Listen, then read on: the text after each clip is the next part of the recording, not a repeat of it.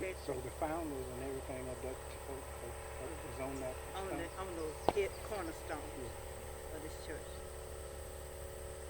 Yeah. But now the fellowship, I think, is dwindling. It's quite small, and they don't have much service here. Was Hattie one of the founders? No. She was not. No, she was just a member.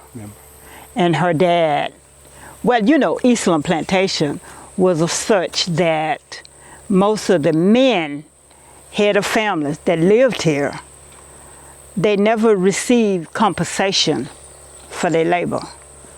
They was allowed the freedom to make whiskey on the riverbanks. Yeah, that was their they had that income. Corn liquor. That's what they used to say.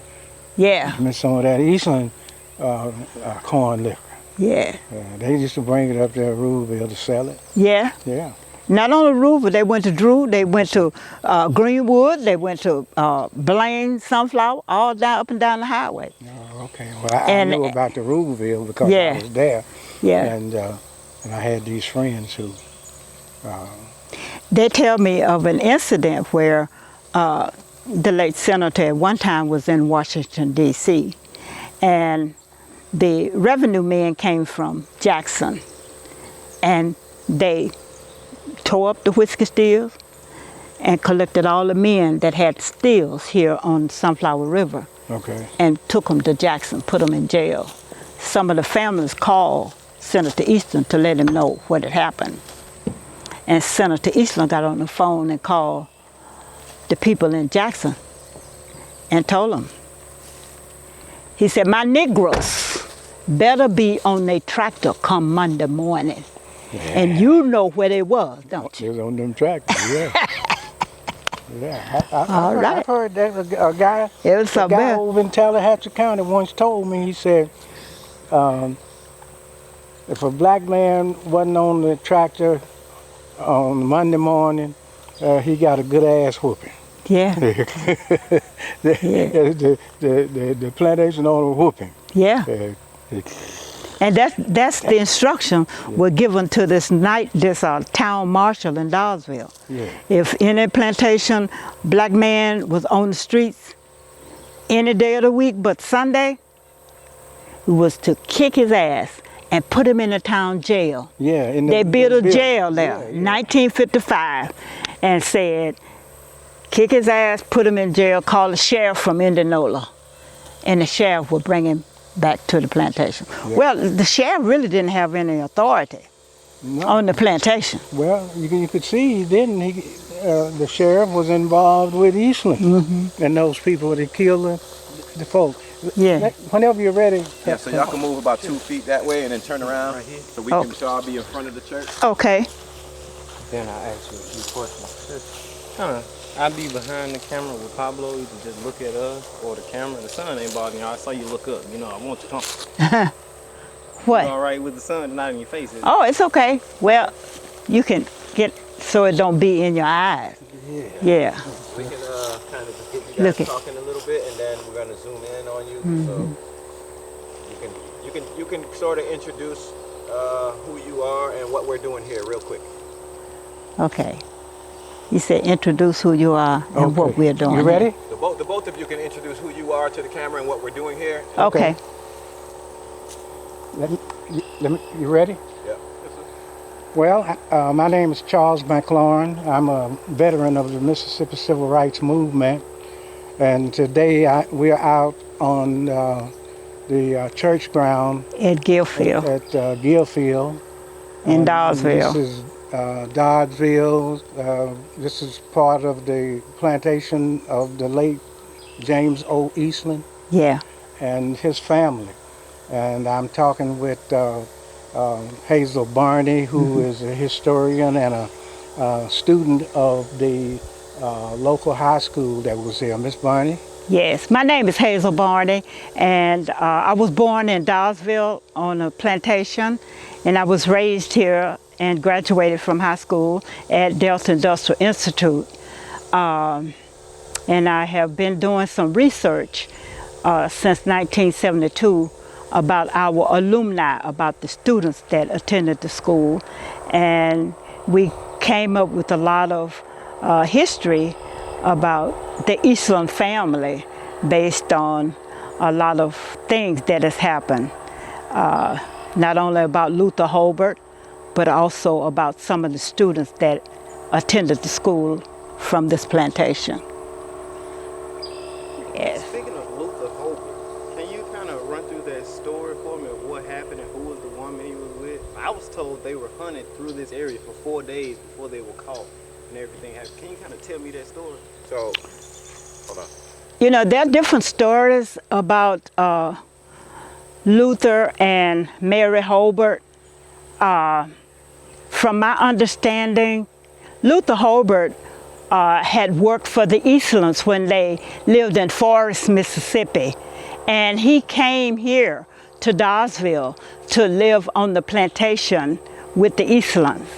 And I understand that some way he got involved with Mary Holbert. And from this involvement, it evolved into a personal vendetta against, what the man's name? I can't think of his name right now, but it involved, I think he and this woman was involved together in some kind of way. But he was a house person that worked for James Eastland on the plantation. And James Eastland got involved in trying to keep harmony among the workers. And this man that worked in the house, he and James Eastland went to Luther Holbert's cabin to instruct him to leave the plantation. And when they came in, Luther Holbert shot both of them. He shot the black man, and then he shot James Eastland. And so that's when he began to shave his beard, and Mary Holbert, she cut her hair off and began to dress like a man, because they were looking for a man and a woman, but they appeared to be two men traveling together. And they went along the Sunflower River all the way over to Berkeley, Mississippi, over there where Sunflower River crosses 82 in that area. But in the meantime, the uncle, Oliver Eastland, called the clans people, and they came. They called it for the dogs, what they call them, the dogs that chase people, the bloodhounds from Parchman, and they called the clans from Greenwood. And he had well over 250 clansmen that were searching within 4 counties: Bolivar County, Sunflower County, LeFlora County, and down here, Belzona, what's that? Humphreys County. And there was 8 different people had died as a result of all of this hunting through this period that they had not found Holbert. And that's when Oliver decided, as a matter of fact, Oliver Eastland himself killed one of the workers that was on the plantation, because somebody had told him that he was a part of the incident. He was trying to make way for them to get away, for Luther and Mary to get away. But anyway, he killed them. And so he decided then to have what he called a barbecue, a nigger barbecue. And so that's why, you know, they brought him back here for the barbecue. And it was announced through the newspapers and over the radio, and people came as far from Illinois for this barbecue. And this is what they did in 1904. What was the barbecue? It was a nigger barbecue. That's where they, you know, took corkscrews, they cut their fingers off, the toes, the ears. They did all kind of inhumane, you know, things to their bodies. And neither one of them said a word. from what I understood and what I was told. But it caused fear and intimidation and terror to the people in all of these counties about the Eastlands. So they cut their ears off, they cut their fingers and toes, and then As souvenirs to the crowd, to the people that had came, you know, to witness this spectacle. One reporter said, nobody wants to watch this but one time in life. I would never want to watch that. And not only were men and women there, children, Caucasian children, were there to witness this. And they celebrated by eating devil eggs and drinking whiskey. As you said, it was setting up tyranny for an unborn what? Generation. Okay. so they cut off their ears and their fingers, and then you said it was a barbecue. So they cooked the people. Yeah. Yeah, they cooked the people. So yeah, talk to us a little bit more about just that whole thing. I mean, you might have said it already, but if you could. So they caught them, and then they brought them back to have a lynch. So explain that again. Well, they wanted to bring the prey, they call it. They wanted to bring the prey back where the incident happened. And the killing of James Eastland and Carr, that's his name, the black man, happened here on Eastland Plantation, on their land. And that's why they brought him back here. And he waited till all the news media and all of this had gone out to come and celebrate, you know, what was going to happen. And just can you, I know I keep asking, but can you just put it in words for me so what happened? What did happen? Well, it was black men that had to do this cutting off the ears and cutting the fingers.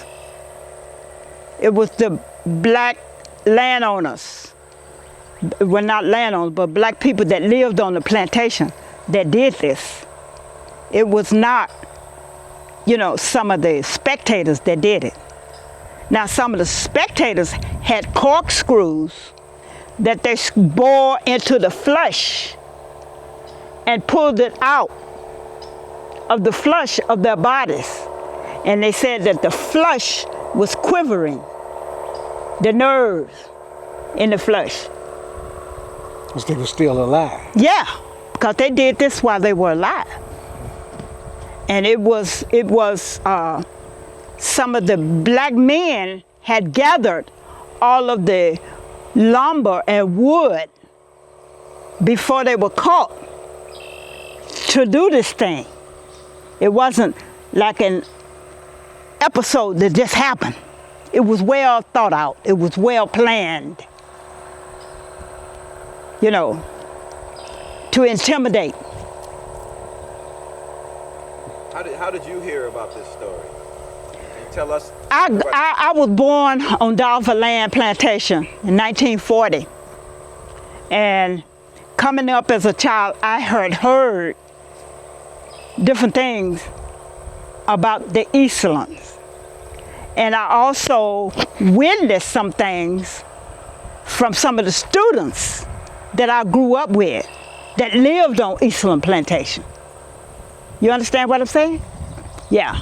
So can you tell us again, or just as for everyone at home, where this is the Eastland Plantation? Can you say this is the Eastland Plantation and it's from here to there, or all this that you see is the Eastland? Yes.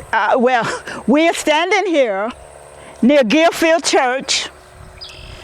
Could I just walk over here to the cornerstone? Yes, ma'am. Just get a little information that's on this cornerstone.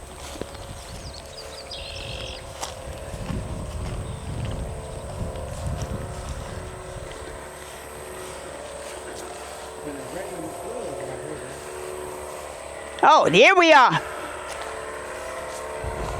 Gilfield Missionary Baptist Church. Founded 1894. Is that 94 or 84? Looked like 84. 84. Founded 1884.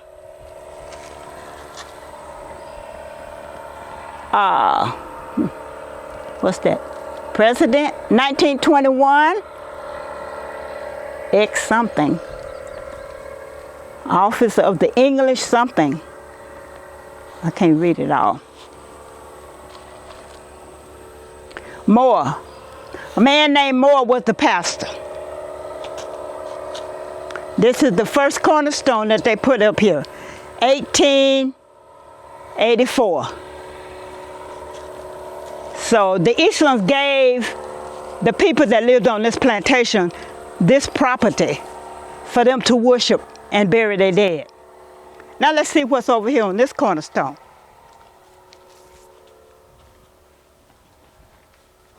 Oh, be careful, there's a wasp nest up there.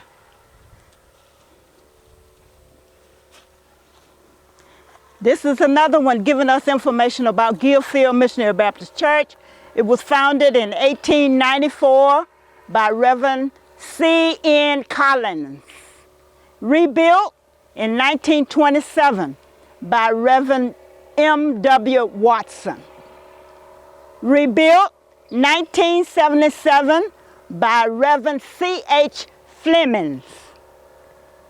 He served from 1952 to 1986. Reverend John H. Williams was elected December 1986. So we see the officers of the church was Wallace Jones, Joe Henry Pittman, Willie B. Jones, Willie Jackson, and Henry Jones. And this cornerstone was laid by the MWSGL officials. Edgar Bridges was the DGM from 1894 to 1989. That's the history of this church. So this church was here after that church? Was that, Yeah, the lynching took place 1904. Okay. The church was founded in 1894. Okay. The church was here before the lynching. Okay. A whole different century. Okay. Yes, a whole different century before. And then, you know, this is the second building. And all of the land somewhere. As far as you can see, the land extends from that river bridge as far as you can see. Yeah, somewhere I read it was over 6,000 acres. Yes. It was over 6,000 acres. And the great-grandfather came and bought 200 acres Oh, okay. back in the 18th century when they came here from Forest. And so they acquired the rest over the years. It was the prisoners from Parchment. That cleared the land. They cleared the land. And made it cultivate. That's right. That's right. Yes. It's history. It happened. And you know, even to my generation, people still live in these areas in fear. And through the time that they were looking for Hobart, and you know, for Hobart and Mary, they killed 8 people. Right. Oliver Eastland killed 1 person here on the plantation. He killed Carr, and then Oliver killed 1 person. Then they went to Dawesville, they killed 1 woman, thought it was Mary. Then they went to Ada Bena. This is the posse. Yeah. The posse was out doing this. Right. They killed a woman in Ada Bena. Then they went to Belzona, and there was a man and a woman in the field, you know, working. And when they saw the posse, they started running. Okay. And they killed these 2 men. I mean, the 2 women, man and a woman, in the field. Thinking that they may have been Hobart. Yeah, Mayor. they thought there was, yeah. Well, my reading about it mentions about the murders other than Hobart and Mary's that Eastland and the posse committed in their search for the Hobarts. And there was something about Luther. near Itabena, some young kid found them sleeping Yeah, on the riverbank and and reported. turned them in. Right. And Yes, yes. Fear is a terrible thing yeah, because the absence of fear is justice. And we all want justice served in whatever situation that we catch ourselves in. right, Huh? right, yeah, And so many times we speak about freedom, but the price that we have to pay for freedom tremendous. under living under a dictatorship, you have to pay for freedom with your life. Because if you don't want freedom, you have to ask yourself, how many times can I die? You can only die once. And be free. Okay, well, So, but so you keep telling us about them bringing them back here and sort of the picnic. But for let's say we're watching the film and the people at home don't know anything, can you iterate how they were brought here and they was hung or burned and how people was around and why you think they did it here at this church? So I want you to say they were burned at the stake. Mention that. Yeah, they were burned at the stake. Yeah. Up there at that tree. Up there at that living memorial. That's where that happened at. Up there. Okay, Remember? So start over and get us to that. Get us to that point. Yeah. Well, I want to mention about the living memorial, which is evidence that it's alive to the memory of Luther and Mary Hobart.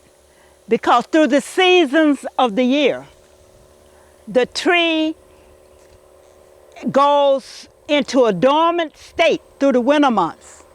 And then coming into the spring, it comes alive again. And it's the living testimony or memorial to the life of Luther and Mary Hobart. I think you mentioned that some of the black people on the plantation had already gathered the wood. Yes. So somehow they had communicated to them that they had caught them. Yes. Yes. And then they brought them here. Well, Mr. Oliver Eastland was in contact with the posses that was going through LaFlora County, going through Humphreys County, also in Sunflower County.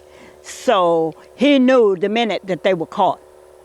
And they turned them in Indianola to the police there. Did they? Yes. Okay. But because of the pressure of Oliver Eastland, they released them to Eastland because he had put up a bounty on their life. And he wanted them alive. Yeah. He did not want someone to kill them. He wanted them alive to show, what they had in plan to do. Yeah, we want an example Yes, for the rest of the people on the plantation. yes, So that if they offended him, this could happen to you. exactly. Exactly. That is exactly what happened. So did they throw? You don't know. For instance, if they got the logs or the wood all piled up, did they throw them on the lay them on? How did? All of this happened after they were burned, after they had physically mutilated and did all of this inhumane stuff. So they laid them on the fire. Yes. Okay, so this is. Yeah.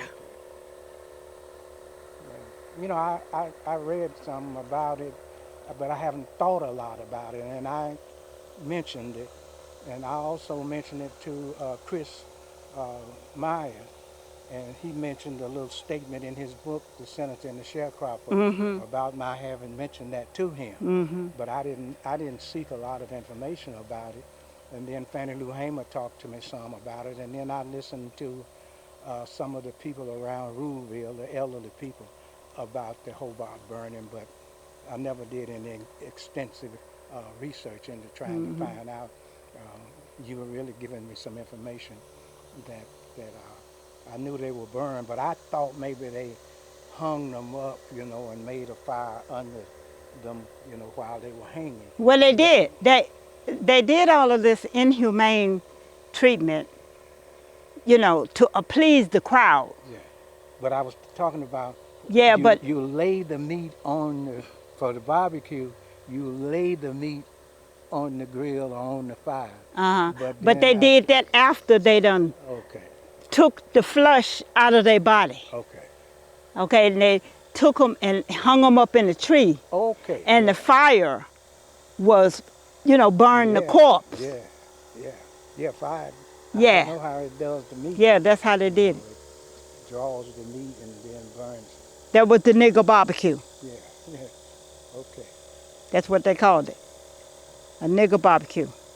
And they said, one account I read said that over 500 people had came from different states and gathered here for this site. That's what I read in a newspaper article.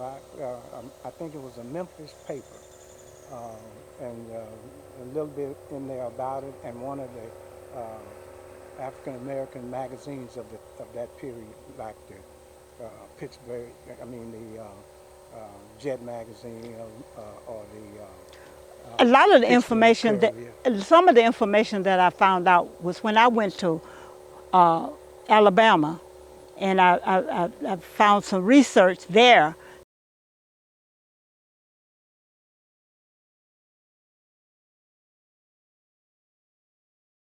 Okay. And you had named the name of the museum out there. It's a. Yeah, this the one where about the African American slaves. Yeah.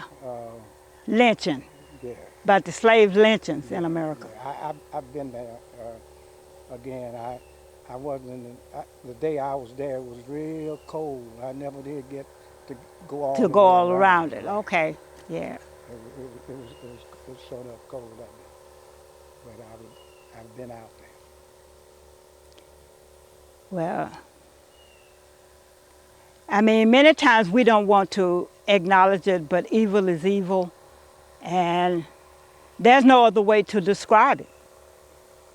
It is what it is. It's evil. And one of the things that motivates me to keep researching and documenting things of the past that has happened to African American black men, because it's beyond sometimes what my mind can conceive, that another human being can demonstrate that kind of evil upon another human being. But what you have to look at, they didn't see African Americans as human. In order to do the kinds of things that happen, you have to feel that this is a thing, not a human. Because I believe if even if you look at it from a white standpoint, if he sees me as an evil, does he have the heart or the guts to cut me open, or to throw gasoline on me and burn me standing right there in his face? This is a thing that he's looking at there, not a man, not really a woman, a thing that is even a dog or an animal, a horse, or a cow is more important than this thing that I'm roasting here. But I understand what you're saying, but I have to say that this is that someone that have a reflection of you, don't matter what color. They breathe air, they eat, they have needs just like you do. Yeah. That's a human being, irregardless To to a their. person who sees a human, who's looking at a human. Well, the old African proverb says, before you do it to me, Yeah. you're going to first did it to who? Yourself. Yeah. So you're saying, if I interpret that, you're saying that evil is how people see other people of color. They see people of color in those days as a thing, something to be used, manipulated, and abused, and it's not things that I can't do to my child, things I can't do to a white child. I can't do this to no person that I consider as a person. But now I can do this if what I'm looking at is a thing that, that don't, to destroy it really don't mean nothing. Yeah, like they look at you as an object. He's saying like a washing machine or a table or something that don't have feelings. Yeah, property. See, property. This is something that I can do the way I want to.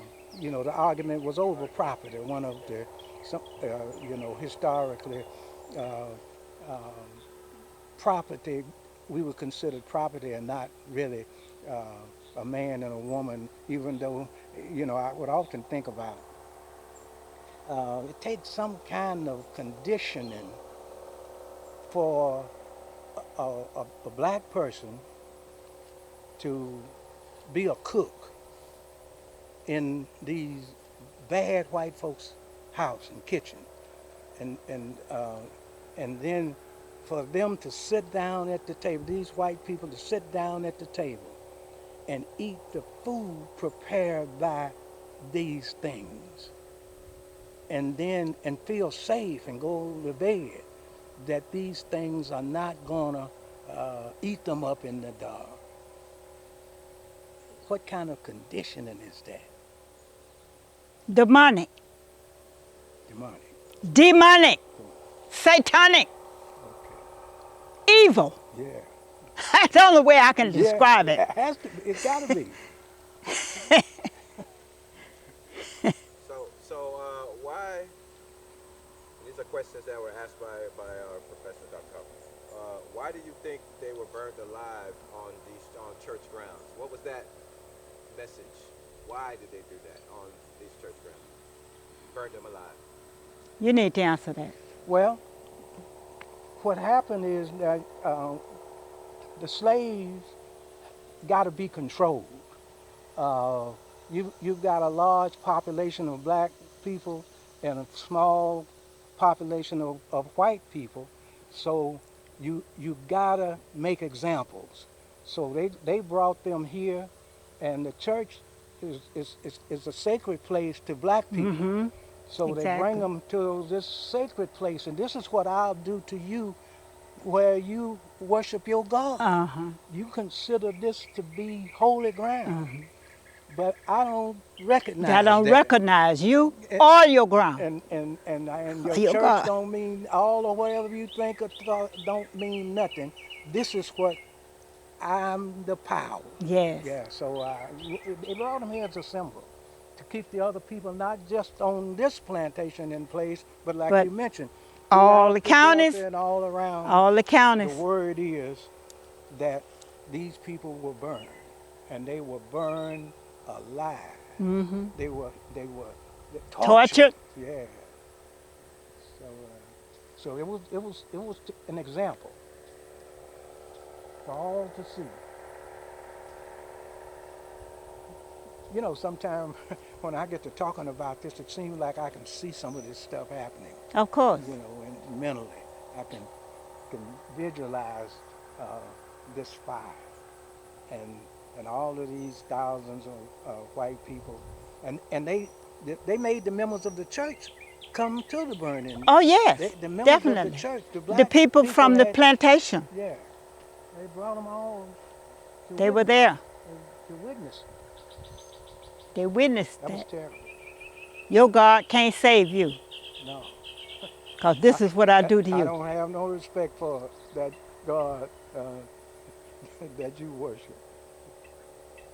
And yet they, on a Sunday, are worshiping. Mm-hmm. But they have not done nothing to humans. In their head, they've done something to some things, Yeah. some property over which I've got the power of life and death.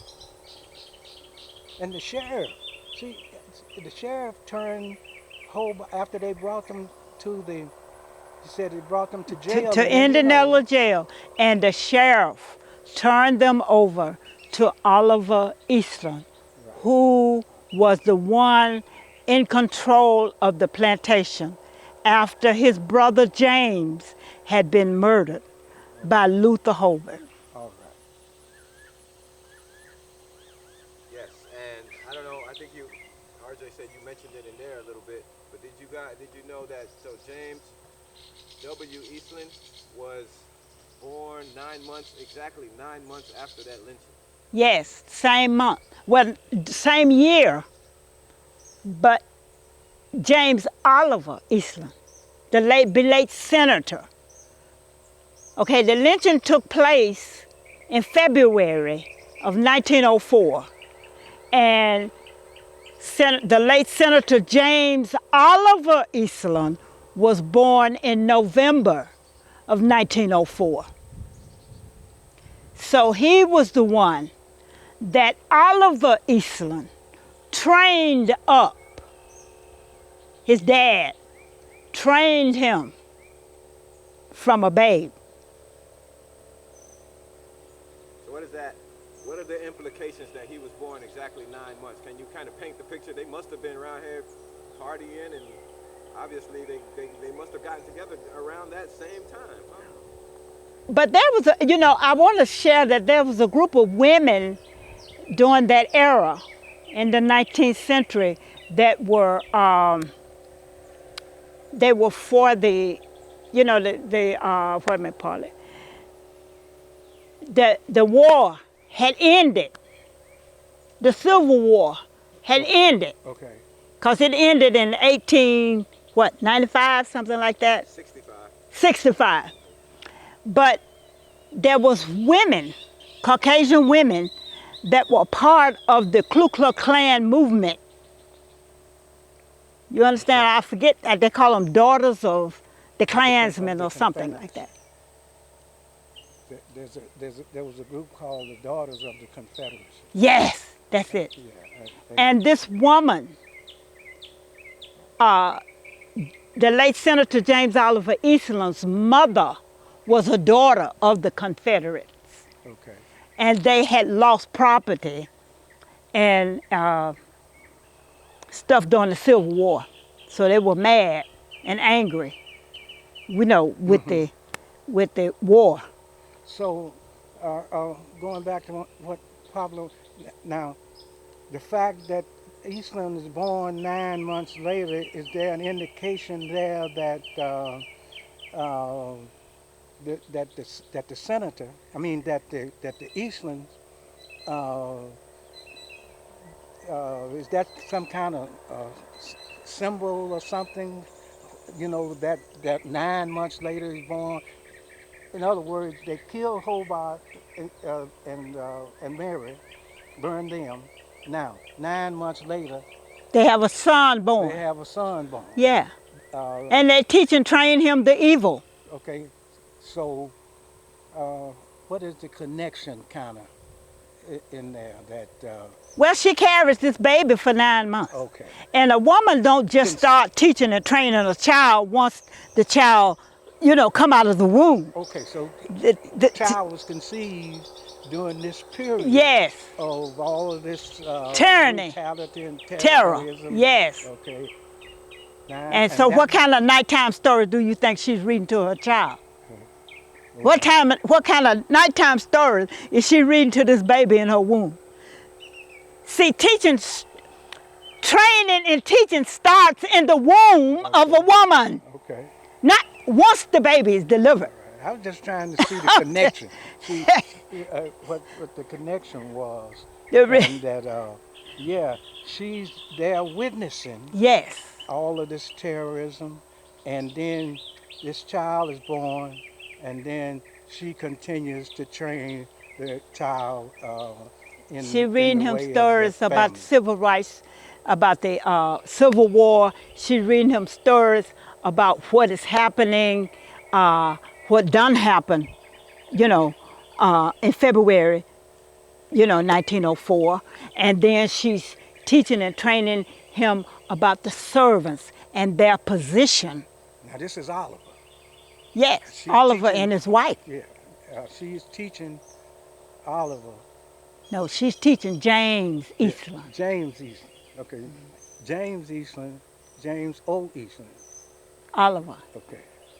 He got his name from 2 generations Oh, of okay. people All right. in his family line. You got me? Yeah. Yeah. So can you explain that? So there was James W. Eastland. He got killed by Hobart. Then his son was Oliver Eastland. And then James W. Eastland was born. Is that right? Oliver had a brother that had been, no, an uncle. Oliver Eastland had an uncle that had been killed by a black man, years earlier. So Oliver now has to take authority and compensate for his loss, his uncle's loss. Okay. You got me? And he's looking for revenge. Right.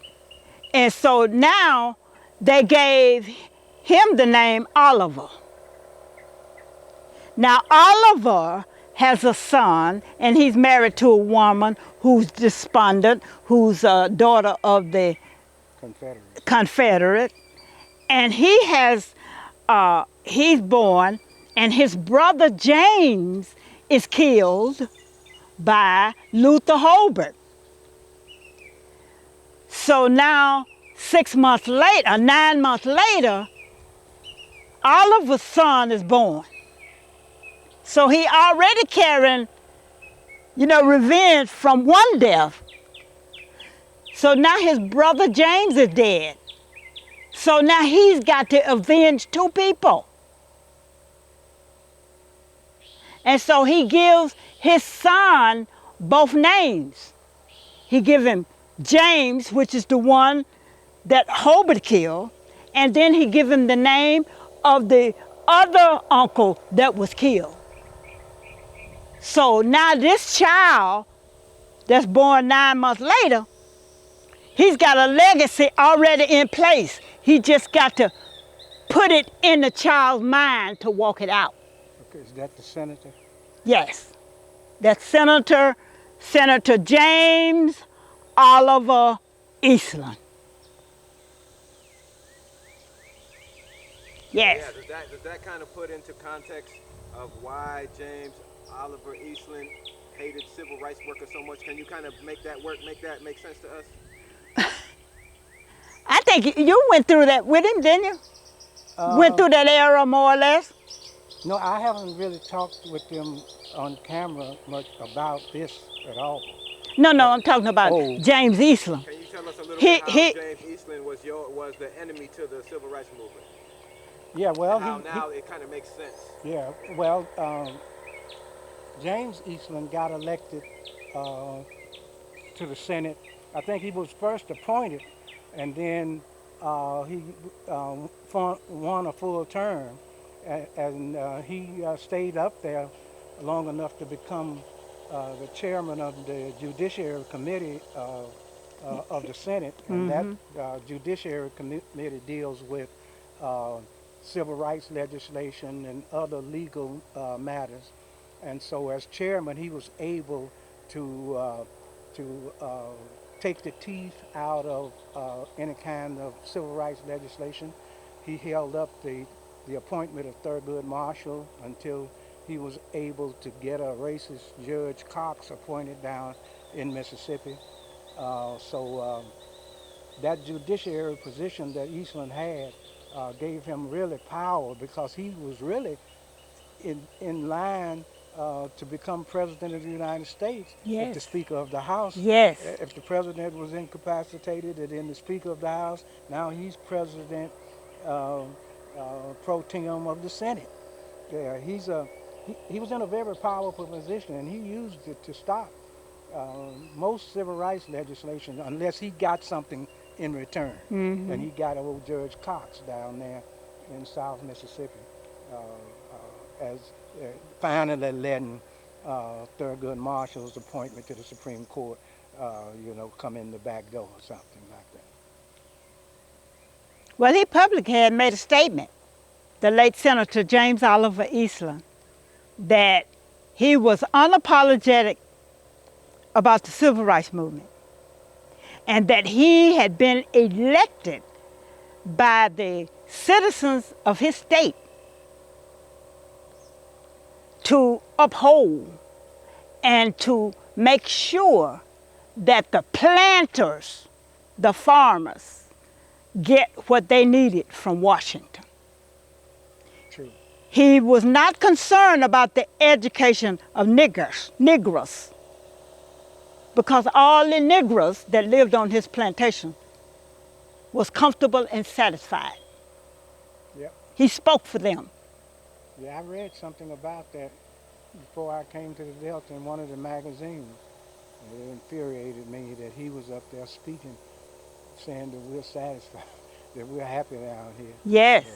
Fannie Lou Hamer talked about that in one of her speeches, and about our two senators, Stennis and Eastland, going to Washington, D.C., telling people that we're satisfied, that we're not satisfied, and we've never been satisfied. And so I read that, and that infuriated me even as a young person, to think that I couldn't figure, what does he know about the feeling of black folks. See, again, on his plantation, all of these black folks are something to be used and abused. So it's easy for him to say we're satisfied, because he don't know, the inner humanity of us. He knows that this is a piece of property, a thing that is at his beck and call, at his mercy. So deep, real deep. Yeah. So, can you explain, if you know anything about cotton subsidies and why they were so important to people like Eastland? Repeat that again. Can you describe cotton subsidies and why they were so important to guys like Eastland? I guess they were subsidizing the cotton. Oh, Why that's important to people like Eastland? it was all about greed. A lot of that was about greed and being able to obtain wealth and control. And that was, I believe that was his legacy and his calling, was to protect, what they call it, protect racism. Yeah, It was to white protect, Southern way of life. yes, to protect the Southern way of life. What they call it? They call it something else nowadays. Yeah, these subsidies was legislation passed by Congress to supplement The farmers. Laws, and to make sure that they stayed in business, so that even if they didn't make enough money, say From their to crop. live from their crops, then The federal government would give them a subsidy. yeah, to make sure that they maintain their lifestyle that they were accustomed to, and for them to continue to work the land and control it. But this is one of the things that most African American people don't understand and don't realize that it was our ancestors that built the Mississippi Delta. It was our ancestors that made cotton king Yeah. Yeah. in the United States of America. Right. Because some of the early readings about the Delta was that a few white men wandered down here and saw the land and saw how fertile it was, and they went back and brought slaves Yes, here to clear the land and to make it usable, because there was somewhere I read that there was a question about whether the Delta would ever be suitable for living and cultivation, and because of the swamps and the swamps, yeah. mosquitoes and And snakes and during that period of time, there were a lot of these people that came and invested in the Mississippi Delta were living up in Virginia, Maryland, yeah, in those East Coast, Northeast Coast cities, and they came and bought land here in the Mississippi Delta, but they didn't live here. right, What they did, like, you know, the plantations that I was born and raised on, the Doddsville Land Mercantile Company, they own land in Illinois, but they had also bought this plantation. And what they did, they hired an overseer to live here in the Delta and watch their investment. They didn't come down here and live on the plantation because of the quality of life that was here in the Delta. They was exposed to malaria fever, they had bears, they had all of this undeveloped wilderness that had to be cultivated. And so therefore, they did not live here. They hired other people to come here and live. And some of them had brought their slaves from Virginia down here to live in the Delta and cultivate their land. And they would come down every so often and check on it. Just like the Eastland. Most of them, they would go down to Florida and different places throughout the year. But the sharecropper couldn't even leave the plantation for a vacation. You never got one. and most of them were prisoners from From Parchman, Parchman yeah, who were really serving out a sentence of life. of life on Eastern plantation. Okay, so can you guys explain to us why is this not more well known? Why don't more people, especially like me, I'm almost 50 years old. I never heard of this in my life. Why is that? Well, it wasn't widely published, even though back in the period it appeared in these newspapers, uh, in the Delta especially, the fear, people didn't want to talk about it.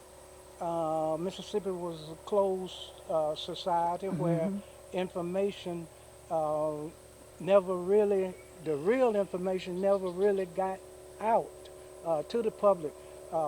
Say the Pittsburgh Courier, which was a black newspaper, or the Chicago Defender, these papers. Now, the African Americans who are in this Delta, most of them can't even read and write, and they wasn't exposed to these periodicals. They didn't see the movies or things like that. They would really uh, held kind of hostages within uh, the state and within this Delta. So there was not a lot of information flowing in and out about it. People didn't want to tell it. Black folks didn't tell it. It was only a whisper, and a few people wrote about it, so it appeared in a few periodicals, newspaper articles, which many, I didn't know about it until I just happened up on, while I was in Jackson, uh, reading newspapers. And I didn't pay a lot of attention to it, but then when I got involved in the movement, I did a little bit more research about it. And then Fannie Lou Hamer talked to me about it. And Amsley Moore gave me a little bit of information about it. And so, and then I passed that little bit of information to Chris Arch the summer of '64, and he researched it and wrote the book, The Senator and the Sharecropper. And he mentions the Hobart and marriage situation in that book. Yeah. And even the school that I attended through high school, most of our teachers came from Tennessee, Knoxville, Tennessee. We had another teacher that came from Pensacola, Florida. We had another teacher that came in from Ohio. So the church schools were only sharecroppers, women that taught in the church school up to the 5th grade, 4th, 5th grade, because most of them had a very minimal education themselves. So until DII became the historical, high school historical place here in the Mississippi Delta, did we get a different type of education, which included history, academics, and skills, to build chairs and tables and carpentry, and also taught the women how to, take care of things in the home, and sew and make quilts and provide for the family. And that was up until 1959 was the last graduating class. And the school had stood for 3 generations. So prior to the Civil Rights Movement. It closed in 1959. Okay.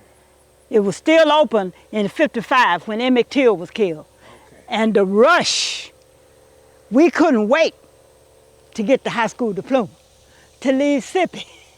I'm here. I know about that. Yeah. Yeah. Every black child lived to get out of Mississippi. Yes. That was the way it seemed back then. I was in Jackson trying to get out. Mm-hmm. So.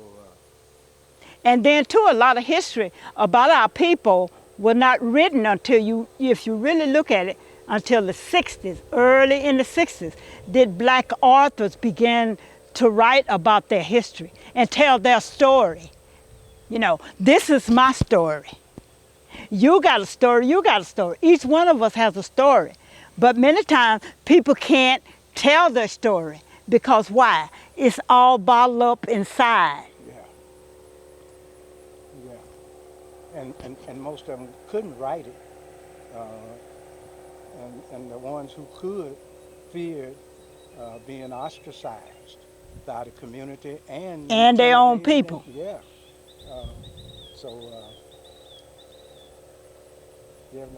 And that's why, and really, truly, that's some of the problem with our people today. We have failed to pass on a lot of the history of the journey of African Americans. For instance, we don't tell them some of the stories because we don't want them to know that bad. That's right. How brutal. How brutal it was, and you're touching a nerve, because for years when I left Mississippi, and my older brother sent me, a ticket to California, and when I went there, I had experienced the death of Emmett Till, and whenever I would meet people, they would say, well, where are you from? Because in California, everybody's from somewhere. Yeah. And they would say, well, where are you from? I said, I'm from Mississippi. Mississippi? I said, yeah. Have you ever heard of Senator James Oliver Eastland? This is how I would explain Mississippi. The senator? You from the same place where the senator was born? I said, yeah. I said, and also Emmett Till. And when I would mention his name, my eyes would just well up with water. I just couldn't I couldn't bring, it to the forefront of the brutality. Do you understand what I'm saying? Yeah, I feel what you're talking about. And because, it was just two people didn't want, after the 60s and during the 60s, it was hard to get people still to talk about that. Even, those brave people like Fannie Lou Hamer who could sit up and tell you the whole story about the lynchings and the murder, the brutality, the violence, and the terrorism that white people did to us. And sometimes when I think about it, I get real angry. I So get I angry. try to, yeah, I try to just cool it. I know. Yeah. Yeah. I try to let my brain absorb it. I try to allow my mind to, absorb this kind of tyranny or this kind of brutality. Yeah. How can you do this to another human being? How can you live with this? It's amazing. And we see it almost every day. We see it manifested every day in our communities where now this kind of terror and killing on one another is something that happens every day in our communities. And no community is off limits from the terror that happened here. The same kind of terror. You just don't burn them up and hang them up. You shoot. Terror. And one of the Black Panthers spoke it out very clearly to me years ago.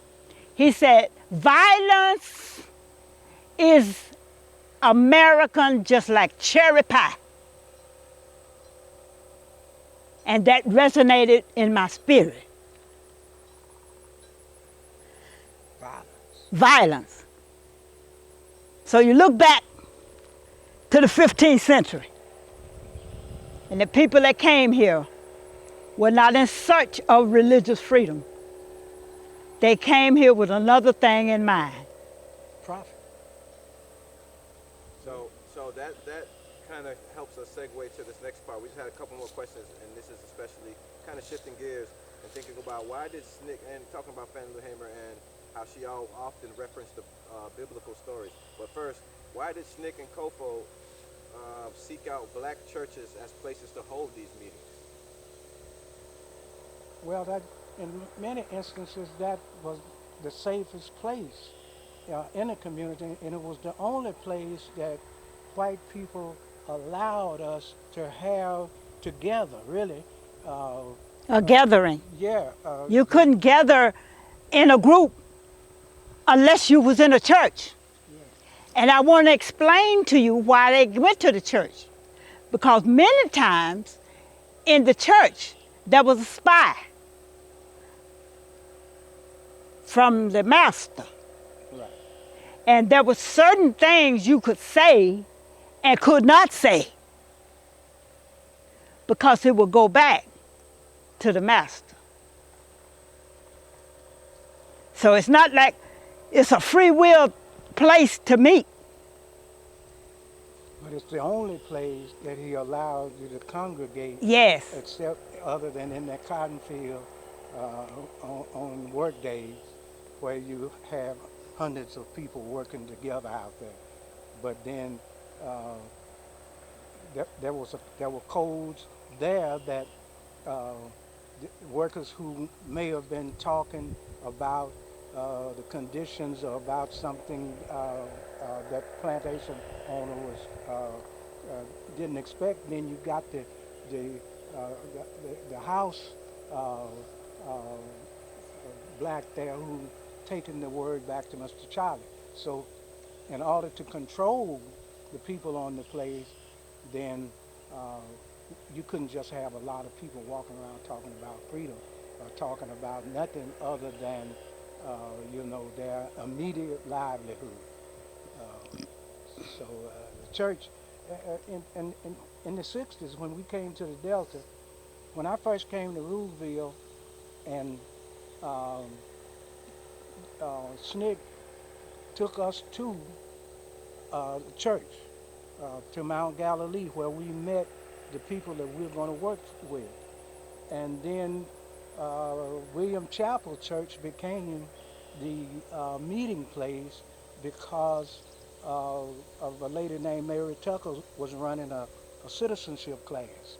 And but then you could see immediately how the white community closed in on the church when they firebombed the church because of the meetings. They cut off the tax exemption to the church because of the meetings. They made the church members pay water bills, and they started to put a lot of pressure on church members because this was kind of like the sanctuary.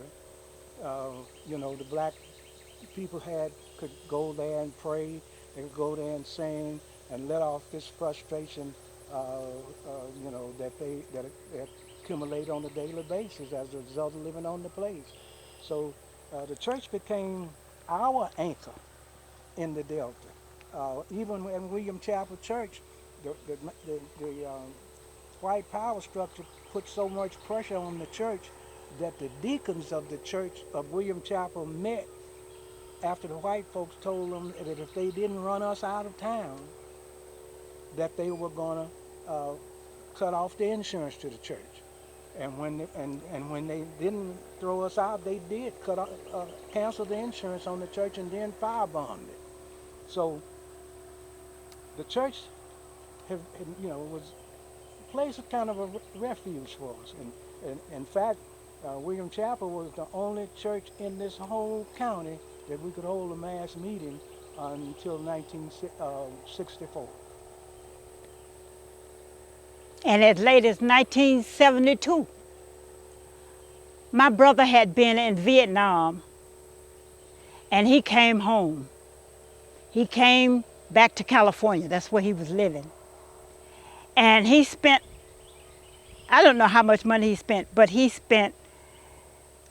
bought airline tickets, train tickets, bus tickets, and sent money to those family members that were living in states and had to drive to our family reunion. This was our first family reunion, 1972, July 1st. And it was to last 4 days. And all the family came. We had rented a big tent from Greenville, $500 for the weekend. No one to grab big tent. Yeah. And we were all gathering there and just enjoying family and glad wasn't nobody, you know, deceased. And this white man drove up, my cousin. He was an alderman in the town of Dawesville. And this white man drove up and asked him, "What is going on here? What is all these people doing here?" Like that kind of attitude. Yeah. What is going on here? And my cousin, being the kind of person he is, he brought the level down. He said, "Well, sir, what we're doing here," he said, "this is my family." He said, and my nephew, he just coming from Vietnam. And we just all getting together and enjoying one another. He said, "Now maybe next year, we would like it if you could donate one of them goats you got on your farm." And he did. Okay. Got to take care of the You understand what I'm saying? Yeah. But then after he realized that it wasn't something intimidating toward white folk, he said, "Now I can help you. Yeah, I can help you. Help this nigga." As long as y'all act right. Yeah. Yeah, you really That happened. This is good. You ain't trying Yeah. to run us off the land Yeah. or kill us. Yeah. Yeah. That happened. That was awesome. That was great. So can we keep going with that idea? And one of Mrs. Hamer's gifts was that she would translate civil rights movement into biblical stories. Do you know any other people that did that, or maybe biblical story of hers that she used, or talk about a little bit of how she would use the Bible to talk about civil rights stories. Could I just say something about Miss Fannie Lou Hamer there? Because Miss Fannie Lou Hamer had opened up a sewing factory in Dawesville.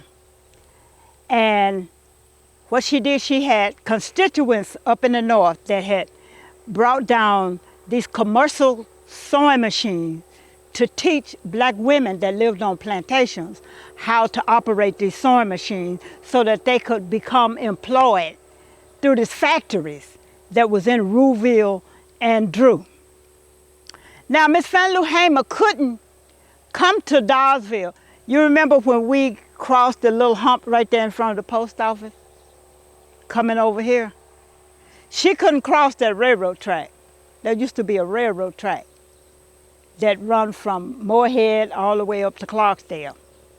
Miss Fannie Lou Hamer couldn't cross Highway 49 going to Ruleville towards Sunflower. But she had certain people in Dawesville that was inspired by her testimony and her witness as a civil rights worker. So she would send messages to these people, and they would be the legs that would go out on these plantations and see who would be willing to go down there and vote. She never got anybody off of Eastland. Nobody ever came off Eastland to go to to go to Indianola to vote. Okay. But she did get some people off of Adair plantation to go down and vote. And when you say she couldn't come across, why not? Well, the Eastlands had made it off limits to her. Is this after she registered to vote and then she got kicked off of this? Even during that time. So can you break that down a little bit? Well, I don't know the time frame, but I know it was during the time she was trying to get people to go, get enough people to go and vote, register and vote down in Indianola. Yes, what happened, I knew a little bit about that. Ms. Hamer had a farm manager by the name of Joseph Harris, who was the manager of her Freedom Farm Cooperative. And she did have a little building here, I remember, sewing factory. Uh-huh. And that came about as a result of several women around Ruleville who had tried to become employed at this factory there in Ruleville and Drew. And they told them that they couldn't Had hire no them. experience. They didn't have any experience operating these machines. And so Fannie Lou Hamer was able to get a few machines and to set up this little factory to train The women. And she did train some. Yes. In fact, one of the ladies that she trained still live in Drew today. Okay. I met her. Mary Phillips. Is it Philip? Mary Phillips. Okay. Uh-huh. But anyway, the Dodgeville factory came about around in the 70s, late 60s and 70s. It was about because in '69, I think Fannie Lou founded the Freedom Farm Corporation, and then she began to purchase land. But the main focus of the Freedom Farm effort was to allow former sharecroppers to become trained and to have a few jobs, and to the Freedom Farm would feed them. She had a daycare center there around that factory. The women who worked at the factory would bring their children to the daycare center, and then when they would finish the training at the factory that evening, they'd come back to Ruleville and pick up their children and go home. Mm-hmm. But Fannie Lou Hamer tried to really do what the state ought to have been doing, and that was providing opportunities to feed people and to have food, clothing, and shelter was one of the main objectives of the Freedom Farm Corporation. sister, do you have anything to add about her using civil rights and tying it to biblical stories? That that was what really got Fannie Lou Hamer. What happened was that on that bus, Snick, the bus that Fannie Lou Hamer went to Indianola to register to vote in August of 1962, that Fannie Lou Hamer was on that bus. That was her first venture to try to register to vote. And the driver was arrested, the bus driver was arrested uh, and taken back to jail. And the bus is sitting out on the highway, and uh, white people, men, are driving by in trucks and waving guns displayed in the window of the trucks and yelling obscenities at the group. And and everybody on the bus, I was on there, Charlie Cobb was Snick, and we were scared. And and you could feel the fear on that bus because we didn't know that in a minute they're going to bomb the bus, drive by and throw a bomb on it. But anyway, Fannie Lou Hamer started to sing a song. I didn't even know her at that point. Uh, Paul and Silas are bound in jail, had no money to go their bail. The Hebrew children in the fiery furnace, and and so she was able to talk about these uh, Bible Heroes. good, yeah, heroes who represented God Yeah. and God's power. Hmm. And so, um, and these people are African Americans who the church is kind of like their salvation. I mean, that's the only place they got to go. So they know about these, and the preachers are preaching this fiery furnace and the saving of these boys and Hebrew children. So Fannie Lou Hamer used that to calm the people on that bus. She used these religious songs and those biblical uh, heroes uh, to uh, bring about calmness. And I remember when I took her to the first SNCC meeting in Nashville, Tennessee. This is after she's kicked off of the plantation. This is after the bus and the fear on the bus. Uh, when she, during the SNCC conference there, uh, they started, freedom songs started to, a little different type freedom songs like, for instance, follow the drinking gore, follow the drinking gore, what's, slaves and those people talking about the Big Dipper, that when they're running off and stuff like that. And so somebody there is singing that type of song, more of folk-like singing. And then Fannie Lou brings in these religious type songs, and the whole crowd at that conference gathers around her. See, people who were standing around and were in their seats and everything. When Fannie Lou Hamer started to talk about, Shadrach, Meshach, and Abednego, and then people get up. All of the people there at the conference get up and gather around her, and then she singing "This Little Light of Mine," Yeah. and how she could take that song on for 30 to 40 maybe an hour by steady adding verses. Right. So that was the kind of thing that Fannie Lou Hamer, and she, she could speak these words, and people would just, they knew what she was talking about. Perfect. And this is probably like the last question, pretty much. It doesn't move it. Um, it says here in the book.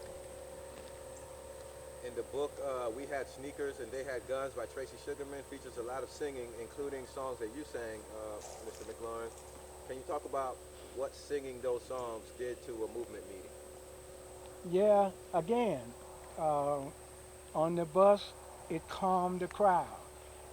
In a mass meeting, it you got a church full of people who basically live on plantations, and they've kind of slipped away to get here to this church, and so uh, to put them at ease, get them to feeling, a little bit safer. Freedom song is sing. I never could really sing, but I could start a song, you know, and uh, but these young people who would have come down here for the summer to help us register, uh, to register to vote, uh, picked up on these songs, listening to Fannie Lou Hamer, listening to Joe McDonald and his wife, Mary Tucker, who was running the Freedom School there, was using these songs, freedom songs, to calm and at the same time help people. Uh, it's like lifting a little bit of the pressure, the burden off of you to think about that one day uh, there'll be a time when be no more suffering. If you, when we get to heaven, we're going to walk all over God's heaven, and songs that just kind of made people feel good, and we used them a lot. Like I say, I never could really sing, but I could start off a song. And one of the other things that I learned as an organizer, that once I saw how Fannie Lou Hamer and the church people there used these songs to uh, get people to feel well enough to say that I'll go to the courthouse and register to vote, or I will host a meeting at my house. The citizens did that, bring together 4 or 5 of the main leaders. And so it was calming. It made you feel a little bit safer, even though you know the danger is right outside the door. You can stand it because you're all in there singing together.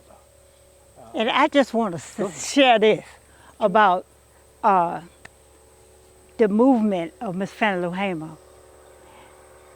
In a revolution, there's always change. And many people have a certain mindset when they come together. And like your generation and part of my generation, we have gotten to a place where we want to hear it verbally explained to us, like how Dr. Martin Luther King could come up and take control of an audience by just speaking. Miss Fannie Lou Hamer had a gift to just sing the song, and it would go from her heart into the heart of the people that was hearing the words, and would cause them to become courageous and encouraged Yeah, to do what they need to do. yeah, You understand what I'm saying? yeah. But, each generation has a way, because the revolution is not going to die. Right, It's still alive. right. And sometimes we're just waiting for the next movement to move us to another level. I used to tell young people on the tour, I recall one time a kid that was on the tour asked me, he said, Mr. McLaurin, where have the civil rights movement gone? Where did it go? And I thought about it, and I said, it's in you. Yeah, it is. Yeah, it's in you. Yeah, But what does it take to get it out of you? yeah. And that's what the singing, as you mentioned, Mm-hmm. Fannie Lou Hamer's voice and interpretation and lyrics of these songs allowed it to ooze out. Yes, Yeah, I'll go down today. Yes, yes. And this story, if it's ever told and it's ever made public, where people could come, especially African American, could come to this plantation and just see this church and see that living memorial, it will let you know that the movement is not dead. It's still alive. All the people that have given their lives for this movement, that all men and women are created equal according to what? The Constitution of the United States of America. That's where our freedom lies. And it does not really talk about just one color of people. It's all of humanity. Because no one could live on this earth and be as inhumane as what happened to Luther Hobart and Mary Hobart. Because anytime I think about them, it just raises up something in my heart. What else can I learn about these people? They were no enemies of the Eastland family. They were not enemies. They were their servants. Luther Hobart came with them from Forest, Mississippi, up here to the Mississippi Delta. But he broke some kind of code. What was the code he broke? He said, live or die, and I want to be free. Boom! Kill one of them. That was his code. That was his only freedom. So, And it all happened over a woman. okay. Now we get. See, a man and a woman have their own thing going on. Now, you understand what I'm saying? I felt like somewhere. Yeah. They have their own thing. And there's some things you just don't mess with. I don't care who the woman belonged to or who the man belonged to. So now, who are these men? There's Hobart, and there's Eastland, and Carr. Yeah, Okay, so now, and one woman there. yeah. Okay, so now. I think the woman belonged to Carr. Okay. She was Carr's woman. Yeah. Yeah. So it was not Luther's wife. See. Well, I call her her wife. Yeah. Because she gave her life with him. Yeah. She said, if he got to die, then I'm going to die with him. So she was running off after Carr's dead. Then she go with who? With Luther. No, Carr, yeah, she went with him. Luther's dead. Yeah, she went with him. Carr's dead. She had a choice. She made a choice. Yeah. Because she knew Luther was going to die. She knew Hobart was going to die. Yeah. And because he done killed a white man and done killed a black man. So who did he kill first, Eastland or Carr? Carr went in first. And he shot him and he landed on the porch. Okay. Now, so and why when did he shoot when Carr? Eastland, huh? Why did he shoot Carr? Because he had no business coming into his private domain. Okay. Now is Eastland already in there? No, Eastland come in last. Okay. And guess where he landed? On his couch. Well, on his bed. Okay. That's where they found Eastland. Eastland on the bed. On his bed. And they started setting things in motion. But this is what I'm saying is that there are certain things that happens in people's lives between a man and a woman. You just need to back off and let it be. Because you don't know where they're standing with each other. Huh? Most police would tell you that. If there's a problem in a relationship with a family, they're very sensitive about going into that house. Right. I don't blame you. Yeah, because you may go in there as one member of the family and another member of the family kill you. That's right. Yeah. And because of relationships between men and women, that is God ordained. Okay. They choose that. They choose that for each other, for both. You understand what I'm saying? Yeah. Yeah, And when somebody walk away from one, most time they be walking into something else. I had a So suspicion that Carl man was in should the have left it movie. alone. Okay.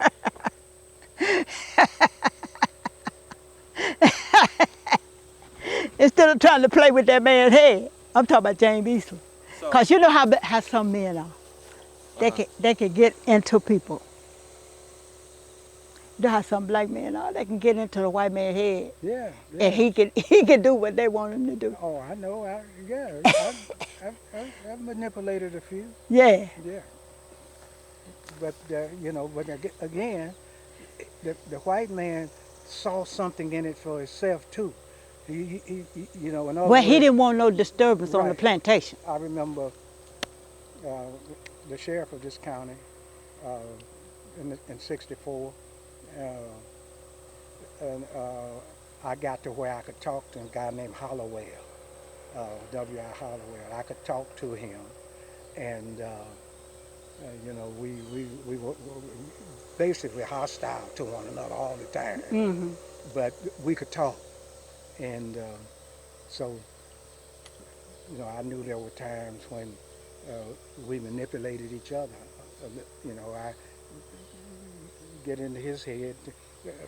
For instance, when the Sovereignty Commission investigator was following me around, and I went to the sheriff for the sheriff to stop him, and he did.